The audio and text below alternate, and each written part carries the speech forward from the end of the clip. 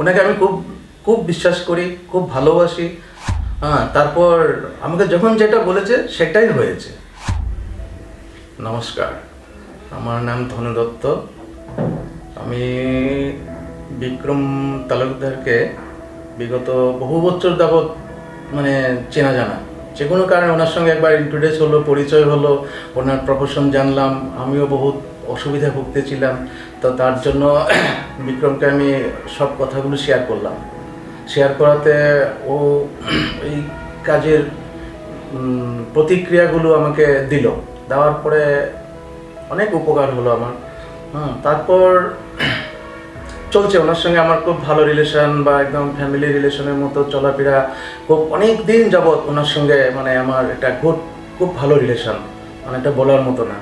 আর ও যা যা বলেছে জীবনে, আমার ফিউচারও বলেছে, সেটাও কিন্তু সত্যিই দেখা দিল। আর যা যা ও আমাকে সাজেশন করতো আমি করতাম। আমার খুব খারাপ দিনটাও সে করেছিল যে তোমার ওরকম টাইম খারাপ যাবে, ভালো যাবে, সবটাই বললো। আমার কিন্তু আরেকটা কথা আমি বলছি, আমার ফ্যামিলি দুজন। আমার ফার্স্ট মিসেজের একটি মেয়ে আর একটি ছেলে, আর সেকেন্ড মিসেজের আমার একটি মেয়ে। আপাতত এখন ম্যাট্রিক দেবে। আর বিগত 5 বছর আগে আমার ফ্যামিলি আমার সঙ্গে একটু বিবাদ চলছিল। তো বিবাদটা এতটুকু একটু আগে বেড়ে গেল, সে আমাকে ছেড়ে ও বাবার বাড়ি চলে গেল। তারপর আমি একটু ভেঙে পড়েছিলাম। তাকে আমি খুব ভালোবাসতাম। তো ভেঙে পড়ার জন্য উপায় নেই। তখন কি করব না করব, ওকেও শেয়ার করেছি, বা আমি এতটাও ভালোভাবে শেয়ার করিনি আর কি, গুরুত্ব দিয়ে। তো ও চলে গেল। তারপর অনেক দিন এইভাবে পার হলো। পার হওয়ার পর হঠাৎ একদিন আবার আমার সঙ্গে বিক্রম হঠাৎ আবার দেখা হলো। আমরা দুজন মিলে একবার কামাখ্যা গেলাম। তখন ওর সঙ্গে অনেক সময় পার করলাম। পার করাতে সে আমাকে পুরনো সব এই কথাগুলো জিজ্ঞেস করলো। তারপরে আমি তাকে বললাম সেই কথাগুলো। তা বলছে, এখন তুমি কি করতে চাও? তাকে তুমি পেতে চাও? আর যদি পেতে চাও তাহলে বলো, আর যদি না পেতে চাও তাহলে সেটা তোমার ব্যাপার। আমি হচ্ছে তাকে তো অ্যাকচুয়ালি ভোলার পথে গিয়েছিলাম, কিন্তু এবার যদি আপনি আশ্বাসন দিয়েছেন তাহলে ঠিক আছে, আবার আমি একে চাই, যেহেতু এত ভালো পায়।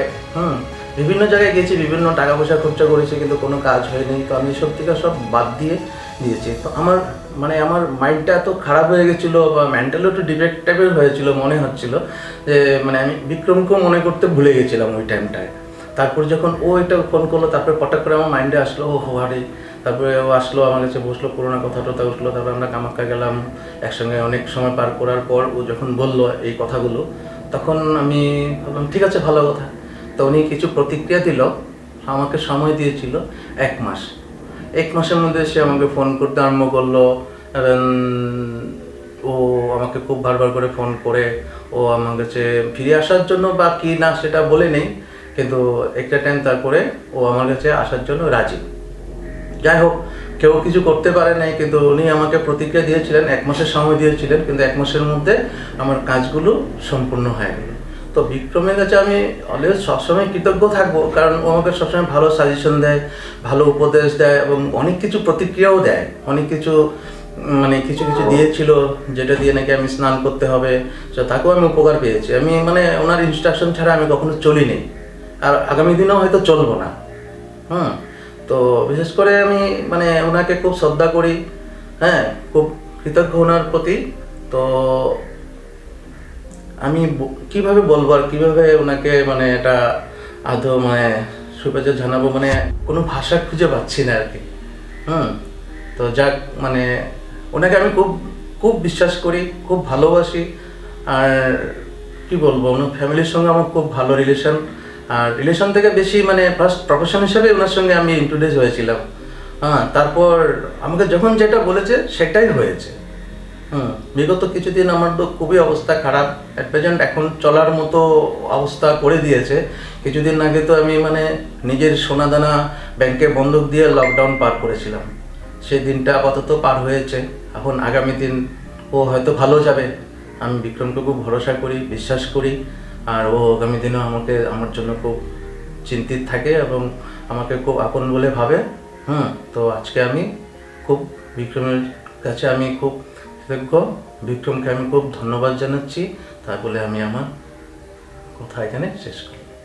আপুনি যদি জীৱনত কিছুমান সমস্যাৰে যুঁজি আছে আৰু সেই সমস্যাৰ সঠিক সমাধান বিচাৰি পোৱা নাই তেনেহ'লে ইয়াৰ সঠিক সমাধানৰ বাবে আজিয়ে যোগাযোগ কৰক বিক্ৰমাদিত্য এষ্ট্ৰ এণ্ড স্পিৰিচুৱেল চেণ্টাৰত। যোগাযোগৰ নম্বৰ 8822233200।